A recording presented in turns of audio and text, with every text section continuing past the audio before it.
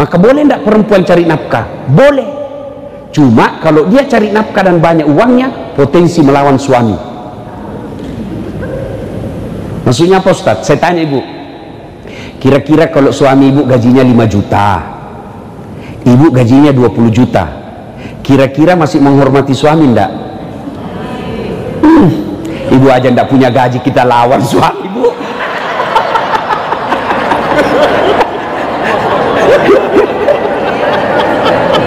Nah, disinilah masuknya setan.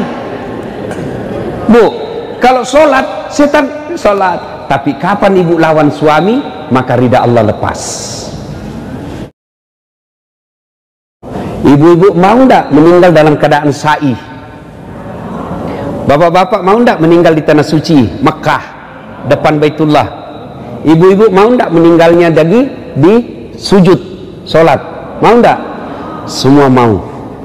Tapi dengar firman Allah, laqad kana lakum fi rasulillahi uswatun hasanah. Contoh teladan kita Nabi Muhammad SAW. Tidak ada susahnya bagi Allah kasih wafat Nabi pada saat tawaf. Tidak ada susahnya Allah wafatkan Nabi dalam keadaan sa'i. Tidak ada susahnya bagi Allah wafatkan Nabi dalam keadaan sujud sholat. Tapi di mana wafat Nabi? Tawaf tidak, sa'i tidak, sholat tidak, ceramah tidak. Di mana? Pangkuan istrinya Aisyah. Apa pesannya?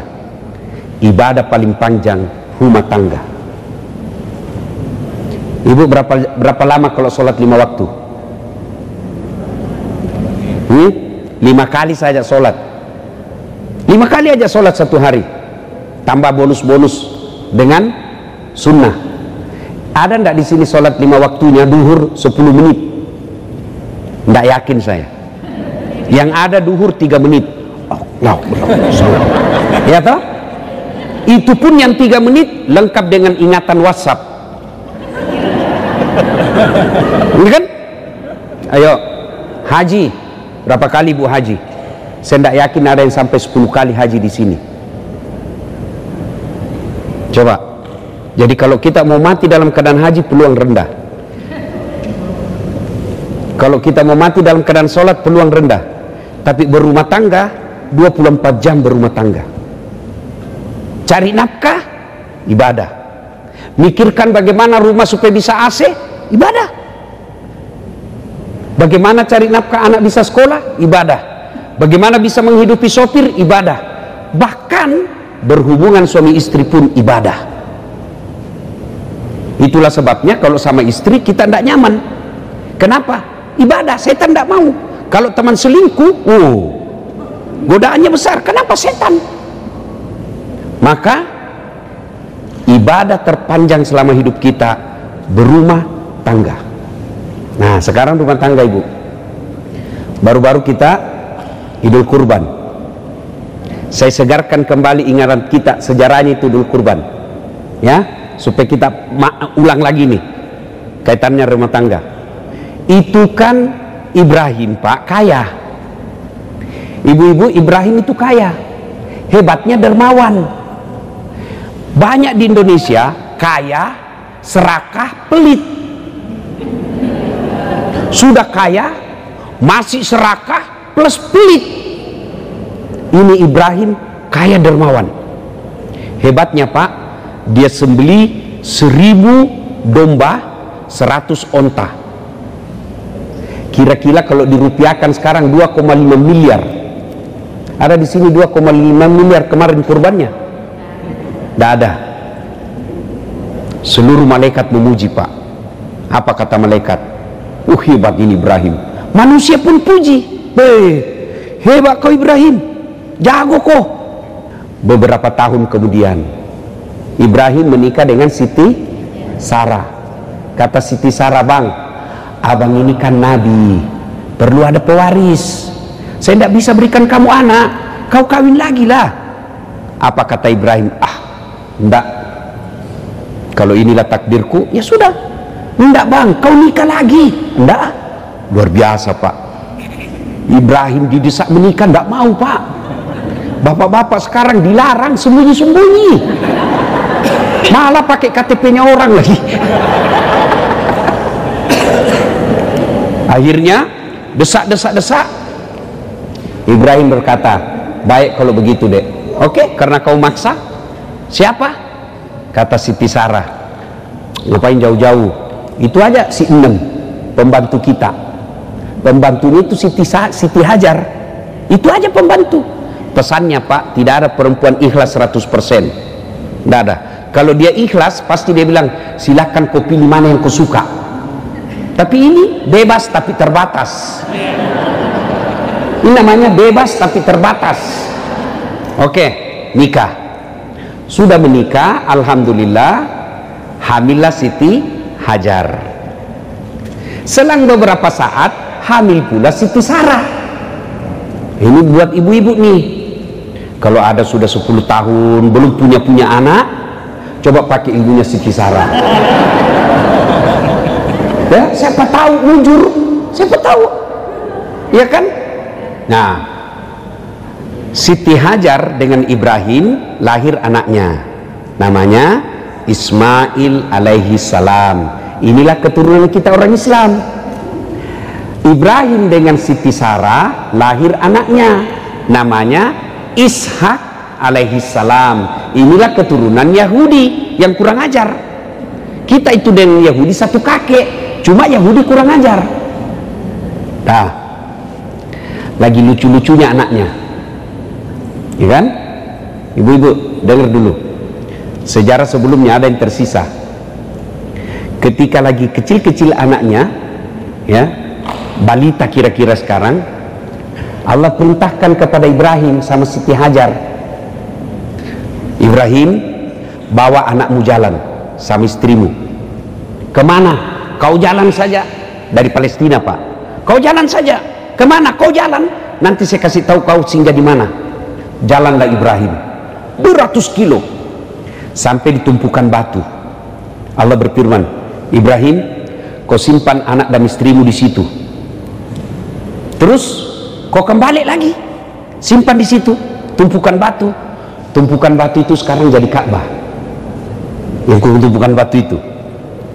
Ibrahim bilang sama istrinya, baik sayang, saya diperintah kembali kampung. Loh, masa kau tinggalkan saya? Kau lihat ini bang, padang pasir, tidak ada tumbuhan, tidak ada air, tidak ada rumah, padang pasir ini kau mau tinggalkan saya? Tega betul kau. Apa kata Ibrahim? Saya juga tidak tega, tapi ini perintah Allah. Apa kata Siti Hajar? Bang, kalau ini perintah Allah, jalan kau, biar saya urus anakku. Tenang, jangan cemas. Ini baru istri. Pesan pertama ibu, kalau perintah Allah jangan tawar. Kau pakai jilbab, perintah Allah, don't worry, be happy. Kamu jangan keluar kalau tidak, saya tidak akan keluar bang, kalau itu perintah agama. Itu baru istri yang hebat. Pergi Ibrahim, balik. Apakah Siti Hajar pasrah? Tidak. Anaknya menangis, kehausan. Siti Hajar tidak diam, berdoa saja. Tidak. Dia ikhtiar dulu. Dia ikhtiar dulu. Apa ikhtiarnya bu? Dia lari cari air. Pernah ibu lihat di jalan raya, kayak ada air kan? Lari Hajar untuk ada air. Sampai lagi bukan air. Lari antara Safa dan Marwah. Itulah sa'i sekarang. Nah, sudah pasrah Siti Hajar, tidak dapat air, sudah capek, anaknya nangis. Turun perintah Allah, Ibrahim, Jibril, kau turun, hentakkan kakinya Ismail, patokka ya jina, hentakkan kakinya Ismail ke tanah. Dihentakkan, dengan izin Allah keluar air. Lalu Siti Hajar berkata, zam zam, zam zam. Itulah air zam-zam sekarang. Mulai beredar berita, ada di satu pelosok ada sumber mata air, tidak pernah kering dan selalu mengalir. Beredarlah itu di padang pasir, namanya air di tengah padang pasir. Orang semua datang, ramailah kampung itu. Kemudian disebut nama Hijaz, yang ini sekarang disebut Makkah. Nah, lagi beremaja anaknya Ismail 13 tahun. Quran tidak menjelaskan 13 tahun, tapi Quran cuma mengatakan Ismail sudah pandai membantu bapaknya. Kira-kira remaja sekarang 13-14 tahun. Tanggal 8 Zulhijjah, Ibrahim alaihissalam mimpi. Ibrahim, kau pernah bilang toh kalau ada anakmu saya potong.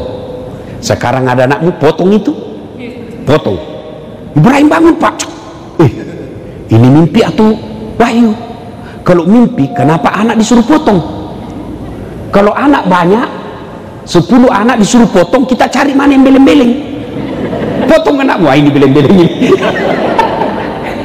Ya toh, Ibrahim mikir, ini wahyu atau mimpi? Mikir Ibrahim. Tanggal 8 Zulhijjah itulah sekarang kita sebut dengan hari Tarwiyah, yang artinya hari berpikir-pikir. Maka kita sunat puasa. Tanggal 9 Zulhijjah, bangun lagi Ibrahim. Ibrahim, potong anakmu. Kau sudah janji sama saya. Bangun. Ibrahim katakan, ini wahyu, bukan lagi mimpi. Yakin 100% perintah Allah. Maka tanggal 9 Zulhijjah kita sekarang disebut hari Arafah atau hari penuh keyakinan, puasa. Tanggal 10 Zulhijjah, Ismail diajak ngomong bapaknya. Mail. Kalau di Makassar Mail. Ismail. Mail, sini kau dulu. Apa Pak? Ini saya diperintah Tuhan, gue potong kok. Bagaimana menurutmu? Ibu-ibu kalau anaknya ibu di rumah kira-kira dikasih tahu begitu. Nah, saya diperintah potong kau nak. Apa dibilang anak kita? Dilihat dulu kakeknya. Ini aja Pak yang sudah tua. Masuk akal enggak Pak? Masuk akal enggak? Masuk akal. Ini namanya anak cerdas, tapi tidak soleh. Tapi apa jawaban Ismail? Pak, kalau ini perintah Allah, jangan Bapak ragu. Laksanakan, insya Allah Bapak dapati saya anak sabar. Maka ibu berdoa anak yang soleh, bukan anak yang kaya, bukan anak pejabat, bukan anak cerdas, anak yang soleh. Itu doanya pendek bu. Rabbi habli minas solihin. Untuk apa anak kaya kalau pelit? Untuk apa anak pejabat kalau bikin malu keluarga? Berapa banyak orang tuanya terhormat, anaknya jadi pejabat, satu keturunan malu karena anaknya tidak punya agama. Maka kita minta Rabbi habli minas solihin, berikan hamba anak yang soleh. Pelajaran kedua, Ismail. Coba Pak, Ibrahim sudah nyata perintah Allah, tapi masih ajak ngomong anaknya. Kita orang tua sekarang otoriter. Dia gagal polisi, anaknya dia paksa. Pokoknya kau yang lanjutkan cita-cita bapak. Nah anaknya mau jadi insinyur. Pokoknya kau jadi dokter. Anaknya suka peternakan, tidak boleh. Ibrahim sudah nyata perintah Allah, masih diajak ngomong anaknya. Nah sudah, anaknya setuju.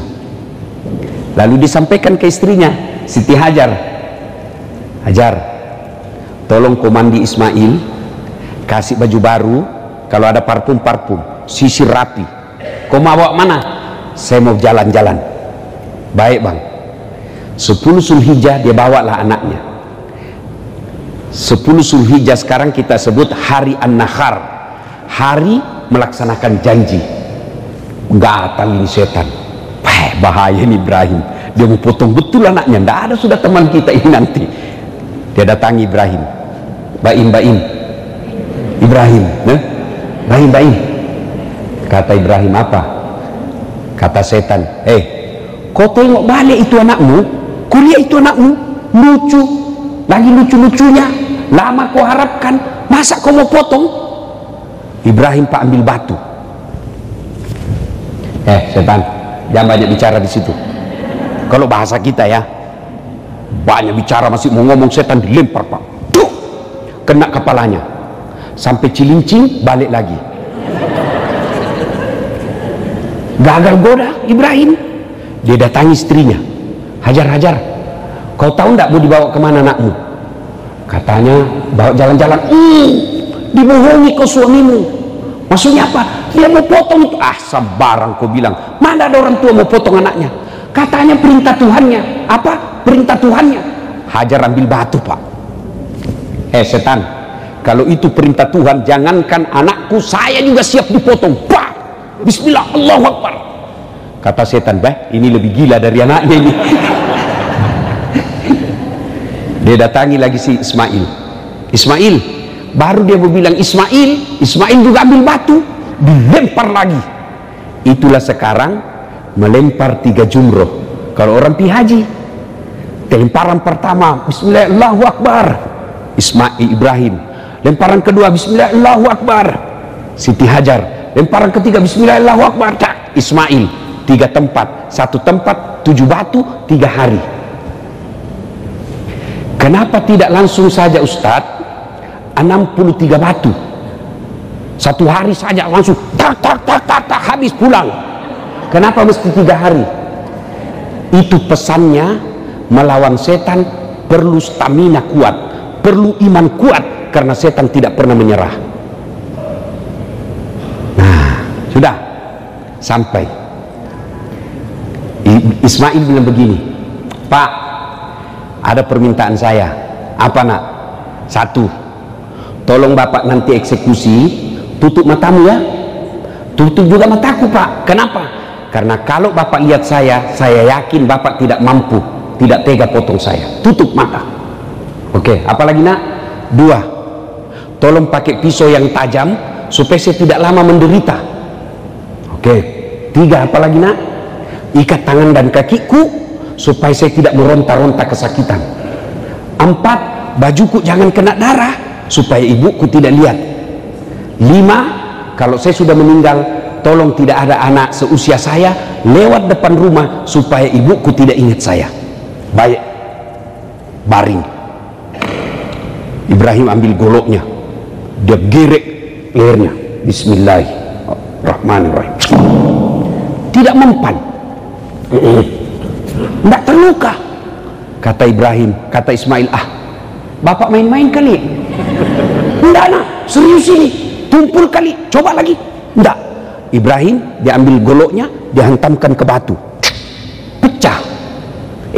Batu pecah, leher tidak. Dia mau ulang. Tunggu dulu, kata Ismail, tunggu dulu Pak. Apa lagi? Tolong buka tanganku, tolong buka kakiku. Kenapa? Karena kalau saya diikat, nanti Allah berfirman menyangka saya terpaksa dan tidak ikhlas. Allah lihat itu malaikat, malaikat, kau lihat hebatnya ini anak. Lalu malaikat memuji Allah dengan mengeluarkan Allahu Akbar, Allahu Akbar, Allahu Akbar. Mendengar itu, Ibrahim menyambutnya dengan kalimat La ilaha illallah huwallahu akbar. Lalu Ismail menyempurnakan memuji Allah, Allahu Akbar walillahil ham. Itulah kalimat yang kita ucapkan kalau takbiran. Allahu Akbar, Allahu Akbar, Allahu Akbar. Pujian Ibrahim malaikat.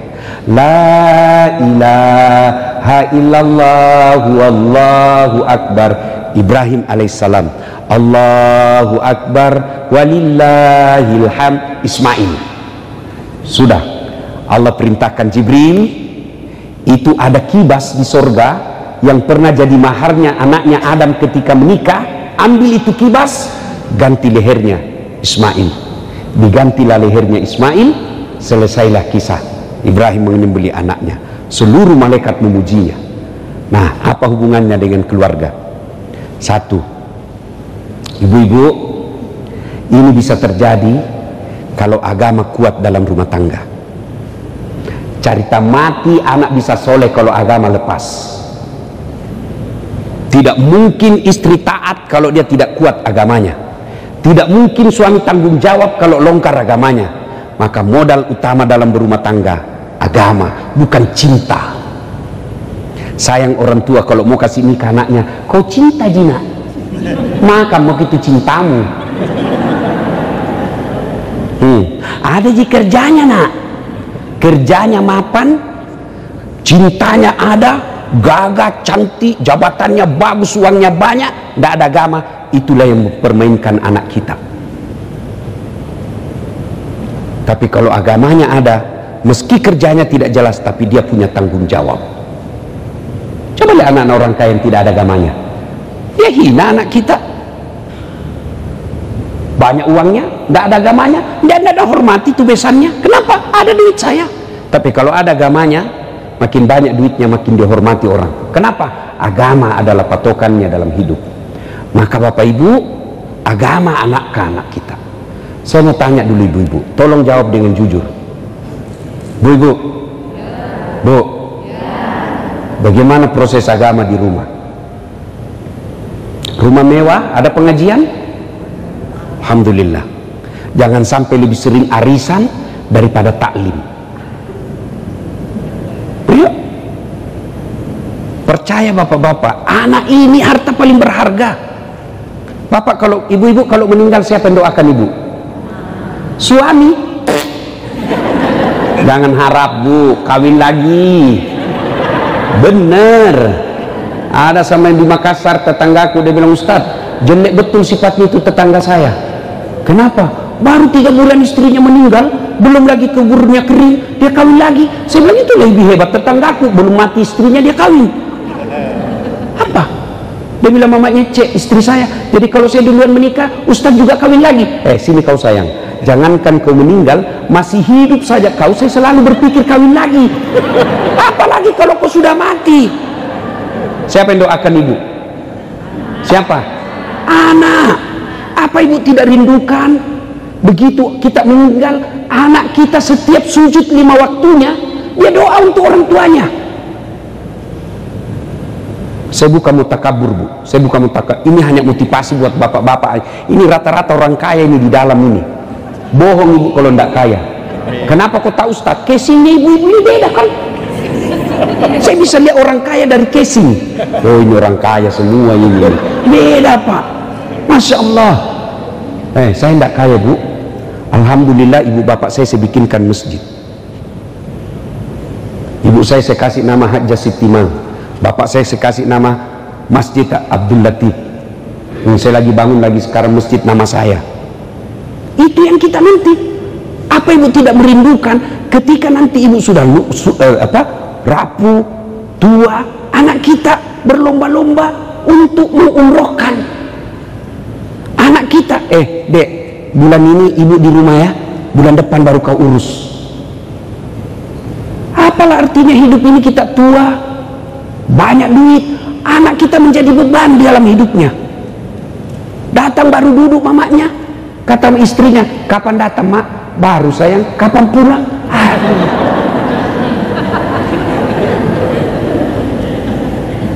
Aduh, cuma sayang. Maafkan saya Bu ya, ini gunanya ceramah. Jangan marah Ibu ya, supaya ada boleh pulang ada oleh-oleh ceramah. Sayang ibu-ibu sekarang lebih sibuk ngurus kecantikan dirinya daripada didik anaknya. Lebih sibuk periksa HP-nya suaminya. Apa gunanya kau periksa itu HP-nya suamimu? Jangan ketawa ibu, saya serius ini. Ayo, datang suaminya, mana HP-mu, coba lihat. Apa suami bagaimana tidak cepat serangan jantung? Daripada sibuk ngurus HP, urus anak. Urus anak. Suamimu terlantarkan kamu, anakmu nanti yang angkat derajatmu. Suamimu selingkuh, anakmu nanti yang muliakan. Dan itu anak dia bisa bedakan mana orang tuanya yang baik. Kalau ada selisih saya gampang, orang curhat, saya mau tahu suami atau istrinya yang masalah, saya lihat mana dibela anaknya. Maka ibu-ibu, apalagi usia senja, apalagi kita yang sudah muka-muka sakaratul maut, inilah penyakitnya ibu-ibu, tidak mau dibilang usia senja, maunya terus dibilang, oke lah ibu-ibu yang masih cantik-cantik. Masya Allah. Untuk apa lagi? Ayo anak Bu, gimana cara didik anak Ustaz? Coba tiap hari Bu baru bangun, mau tidur, pengajian. Anak saya Bu sekarang kelas 3, namanya Ece. Itu Kalau tidur, mau tidur, pasti murattal terputar di kamar. Kalau mati itu murattalnya, bangun dia, Bu. Kalau AC mati, dia tidak bangun. Tapi kalau murattalnya mati, pasti dia bangun. Dan itu sudah belasan tahun. Saya saja tidak begitu. Kenapa? Karena ibunya masih hamil, ibunya hafal Quran. Itu ngaji terus sampai sekarang. Nah, kalau anak mau baik agama, perdengarkan ayat suci supaya apa? Bersih hatinya. Coba lihat anak-anak kita sekarang, Pak. Mewah hidupnya, tapi dinasehati tidak dengar. Kenapa? Keras hatinya. Kalau hati sudah keras, susah dinasehati.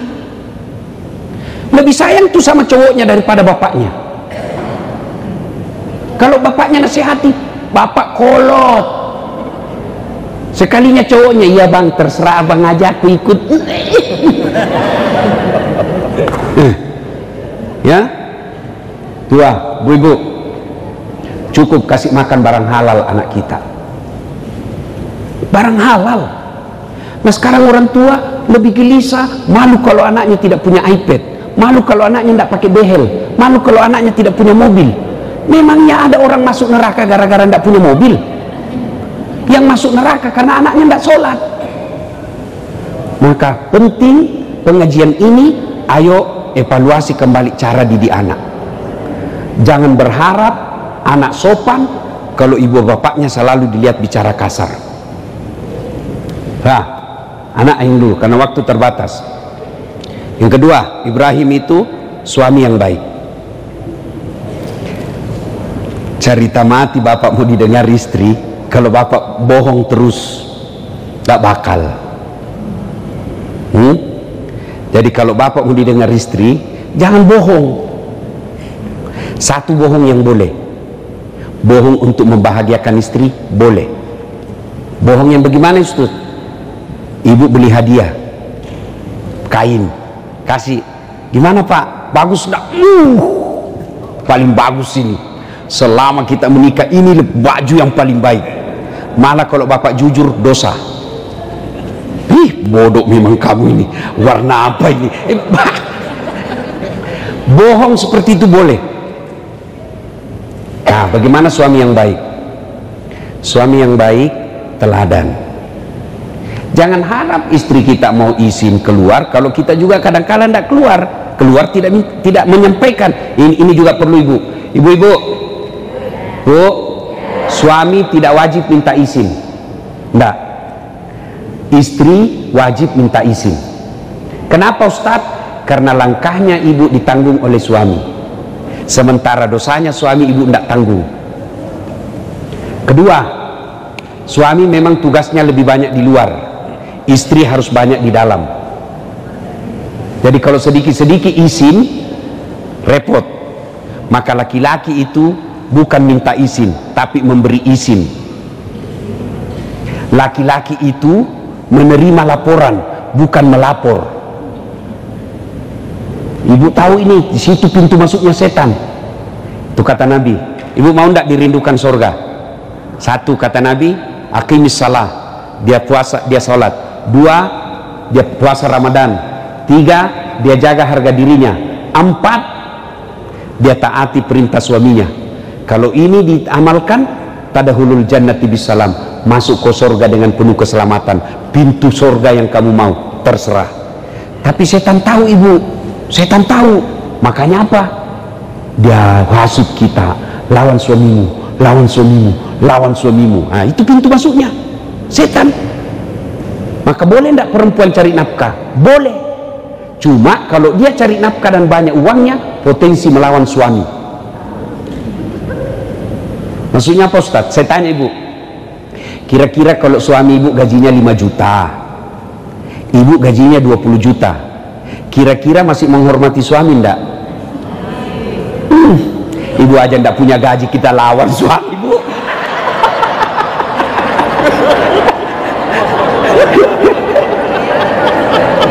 Nah, disinilah masuknya setan.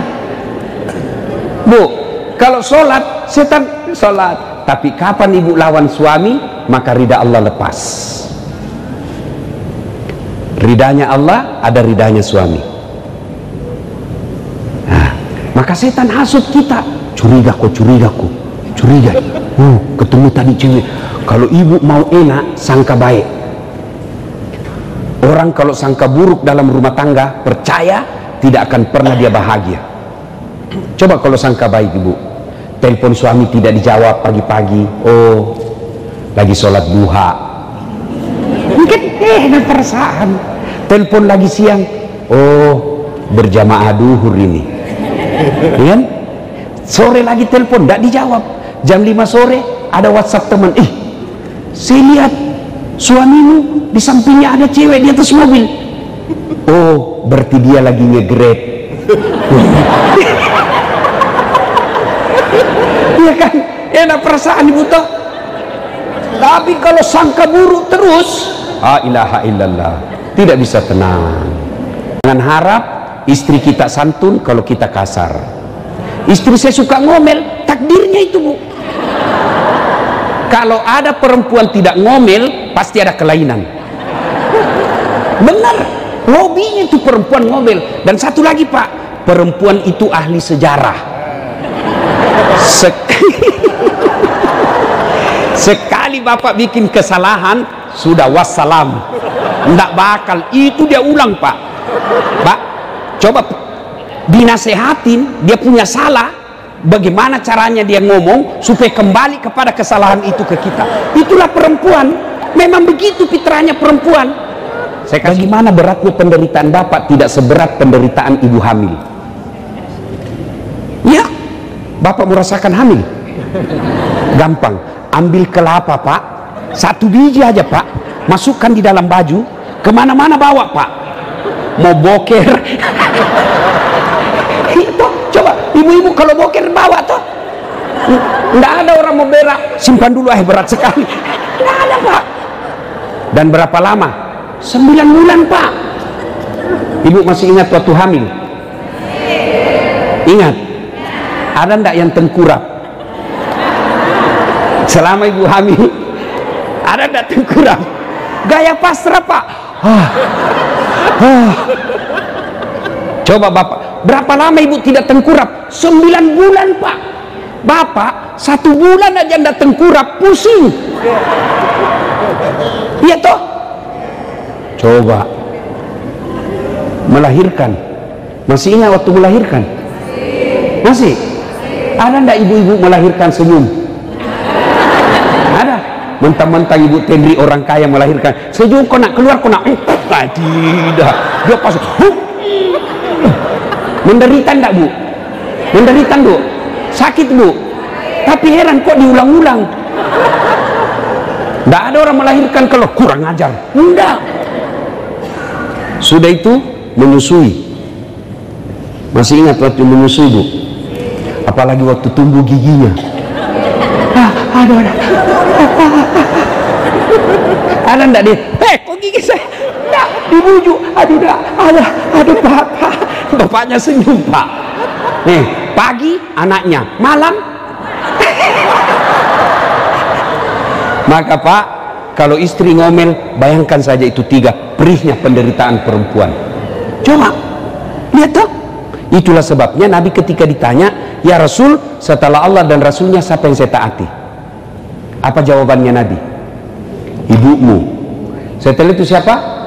Ibumu. Setelah itu siapa? Ibumu. Setelah itu siapa? Bapakmu. Ibu, bapak. Berarti 3 ibu, 1 bapak.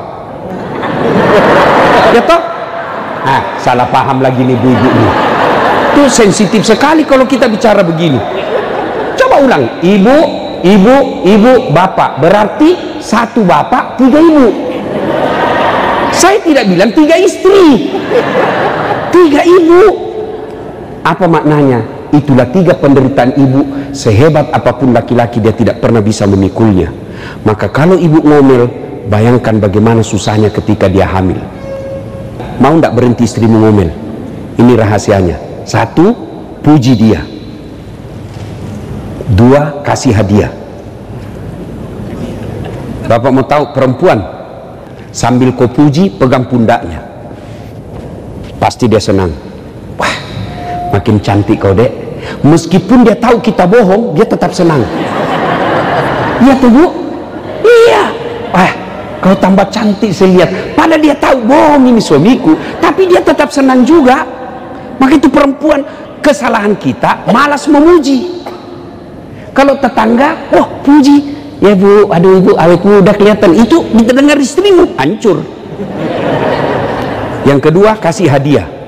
Bapak habis dinas, urus usaha, 4 hari baru pulang, bawakan hadiah. Mau itu kembang, coklat, baju, paling senang emas. Ya, kasih emas. Ternyata beberapa hari kemudian dia tahu palsu. Kau bilanglah, kau tahulah sayang, saya mau kasih kau yang emas yang asli, tapi kan lagi seret ekonomi. Meskipun itu palsu, tapi percaya, cintaku 24 karat dalam hati. Mulai dia senyum itu. Iya, istri saya kasih gitu. Palsu Ustaz. Iya, tetap cintaku asli. Dia senang. Kalau dia marah, saya peluk.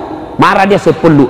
Bila kamu di sisiku, mulai senyum lagi tuh. Masih marah, ku peluk tambah ku kencing, baru ku bilang insaflah, wah. Berhenti dia marah pak. Jadi perempuan kalau marah, bapak jangan marah dan jangan bawa perasaan. Dan itu perempuan kalau sudah di depan kita pak, tidak berlaku pangkat jabatan dan sekolah, hilang semua itu. Dia bilang mamanya, cek di rumah istriku bu, kamu boleh sikap panggung di luar, kau boleh sikap mimbar di luar, tapi kalau di rumah kau Hello Kitty. Saya pasrah. Apa daripada kacau rimba persilatan pak. Nenek kita mengalah. Kalau perempuan ngomel, puji, kasih hadiah. Bapak anda percaya? Saya tanya, ibu-ibu, biar suami tidak pulang yang penting ada Nah, coba dengar. Uang dia cari pak. Maka kesalahan kita jarang memuji, tidak mau kasih hadiah, pasti ngamuk. Ibu bapak saudara-saudara sekalian, pesan ketiga, bersedekahlah. Sedekah. Ibu-ibu yang kaya-kaya ini, yang punya emas-emas berlian, kalau ibu meninggal nanti siapa yang pakai bu? Istri kedua ibu.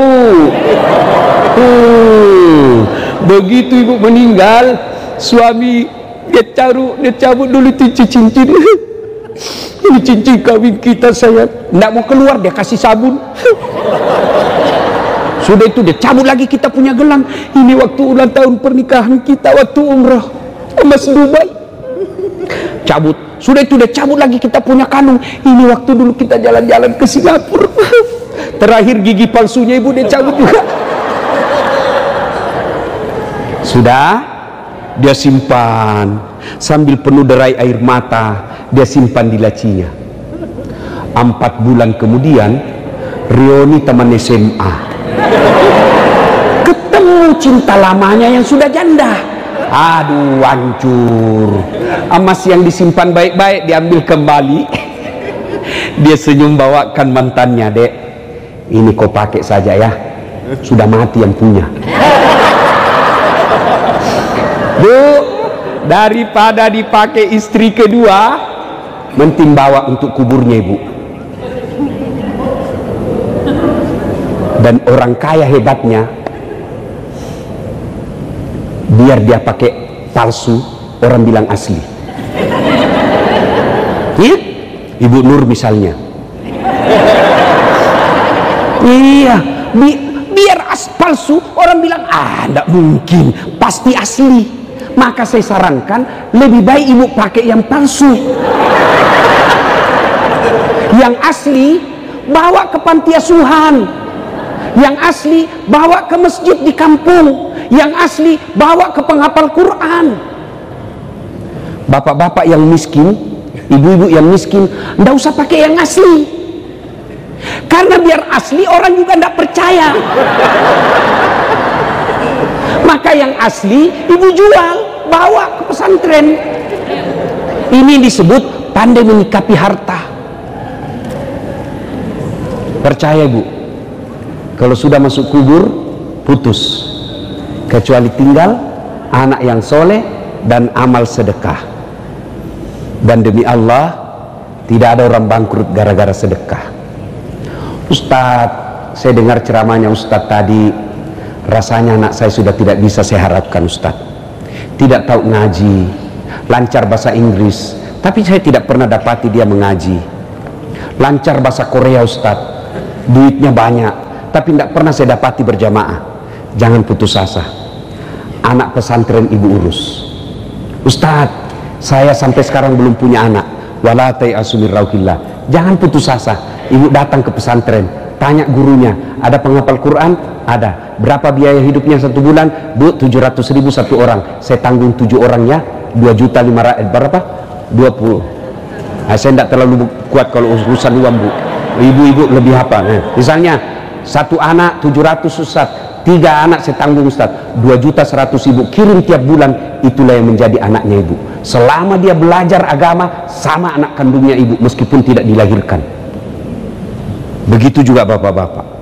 Bapak tidak usah jadi ustad, berat. Gimana caranya? Urus ustad. Ustad datang, Ustad pakai kendaraan siapa? Ada kendaraan saya pakai Ustad. Bapak dapat pahala dari ustad, seperti pahalanya ustad tanpa mengurangi pahalanya Pak Ustad. Ibu-ibu punya rumah mewah, supaya malaikat ikut datang. Ayo panggil anak-anak yatim tiap malam Jumat makan di rumah. Jangan makannya seadanya, kasih makanan yang hebat. Dan hebatnya itu ustadz anak yatim, kalau masuk orang mewah Pak, dia terpesona seolah dalam surga. Wah. Tapi kalau ibu undang orang kaya, dia cari yang jelek itu. Gordennya tidak serasi. Ini kalau orang kaya, ya tuh ibu, padahal banyak yang bagus, yang jelek dicari. Maka lebih baik ibu panggil anak-anak yatim. Ibu-ibu, saya serius ibu. Mulai Jumat depan jadikan kebiasaan. Malam Jumat ini 5 orang saya kasih makan di rumah. Ya Allah, tolak bala. Mudah-mudahan anakku terhindar dari narkoba. Mudah-mudahan suamiku terhindar dari niat jahat. Itu jauh lebih efektif daripada periksa handphone. 1 handphone dikasih ke suamimu, masih ada 2 di mobilnya. Kenapa begitu? Saya pelakunya. Repot juga kalau setiap saya repot, lebih kita sembunyi 2. Kau periksa, bisa diganti namanya. Kata Nabi, siapa yang mau dipanjangkan umurnya, dimurahkan rezekinya, dan tertolak dari bencana, maka hendaklah dia bersedekah. Sedekah ibu. Ibu punya kudung 25. Kenapa banyak sekali bu? Pakai 2 aja seorang sudah bilang gila, apalagi beli pakai 5. Tidak mungkin. Jadi gimana? Kita pergi majelis taklim di kampung-kampung. Ayo ibu-ibu kumpul kudung-kudungnya yang bagus dan jarang dipakai, ayo kita sedekahkan ke majelis taklim. Itu baru manfaat. Simpan di rumah saja kan bingung, mana dulu ku pakai, sudah pernahkah ku pakai ini? Oh belum, nggak matching kira-kira ini, bingung. Coba kalau cuma 2 langsung selesai. Saya juga begitu bu, waktu masih sedikit baju saya bu, nggak repot. Ini cek, sekarang setelah banyak bingung, apa ini sudah ku pakai? Karena saya pernah benar bu, saya ceramah, ada ibu-ibu saya lewat, dia bilang, itu lagi bajunya yang di YouTube. Ya ibu-ibu, sedekah. Mudah-mudahan pulang ini wujud konkret sedekah. Kenapa saya tekankan ini? Karena saya tahu di sini ibu-ibu yang Allah berikan rezeki yang berlebih. Insya Allah tidak ada orang bangkrut karena dia rajin sedekah. Sebaliknya kalau dia pelit, tidak ada orang suka. Cangkuk ke rumahnya, dia pelit, padahal dia juga pelit. Itu jeleknya itu pelit pak, tidak ada yang suka itu orang pelit. Maka kalau mau murah rezekinya, bersedekahlah, tolak bala, insya Allah. Bapak saudara-saudara sekalian, ini saja tausiah kita, mudah-mudahan ada manfaat.